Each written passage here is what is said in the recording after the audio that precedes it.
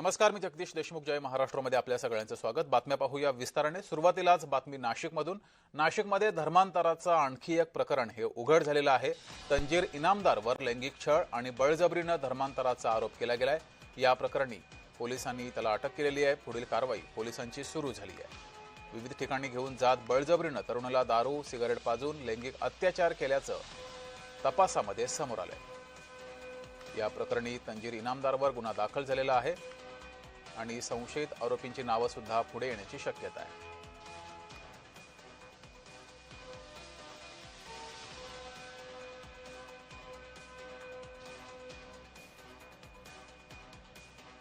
धर्मांतराचं आणखी एक प्रकरण उघड झालेलं आहे. नाशिकमध्ये हे प्रकरण उघड झालंय.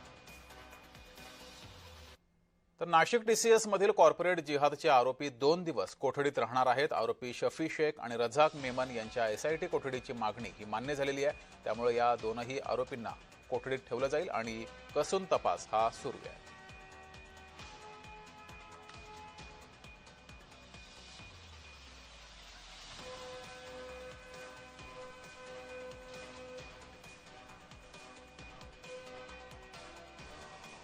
पहिल्यांदा त्यांना जेव्हा पोलीस कस्टडी मिळाली होती त्याच्यामध्ये खूप सारा प्रोग्रेस असल्याने आणि सदरचा गुन्हा हा जो आहे महिला अत्याचाराचा अत्यंत गंभीर आणि लैंगिक अत्याचाराचा आणि संवेदनशील गुन्हा असल्याने याच्यामध्ये जास्तीत जास्त पोलीस कोठडी मिळावी म्हणून मी आणि अनिकेत आव्हाड जे आहे प्रोसिक्युटर त्यांनी माननीय कोर्टाला विनंती केली.